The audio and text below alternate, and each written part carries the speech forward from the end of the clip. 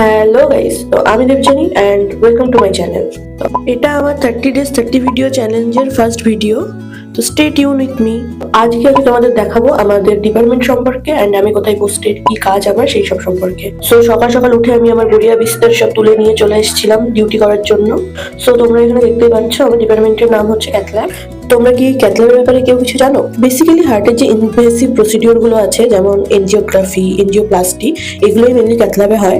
আর আমার এখানে রেগুলার 8 ঘন্টা জেনারেল শিফটে ডিউটি থাকে। কোনোদিন 8টা থেকে 4টে, কোনোদিন 9টা 5টা, কোনোদিন 10টা 6টা, এভাবেই আমাদের ডিউটি শিফটিং গুলো হয়। এখানে আমাদের কি কি করতে হয়, কিভাবে করতে হয়, সেগুলো তোমাদের সাথে আস্তে আস্তে সবকিছু শেয়ার করবো।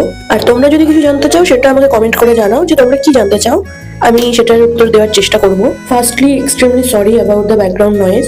আমি যেহেতু হোস্টেলে থাকি, তো ব্যাকগ্রাউন্ড নয়েজ তো স্বাভাবিক ব্যাপার। আজকের মতো ভিডিও এখানেই শেষ করছি, আবার দেখা হচ্ছে নেক্সট পার্টে। টাটা।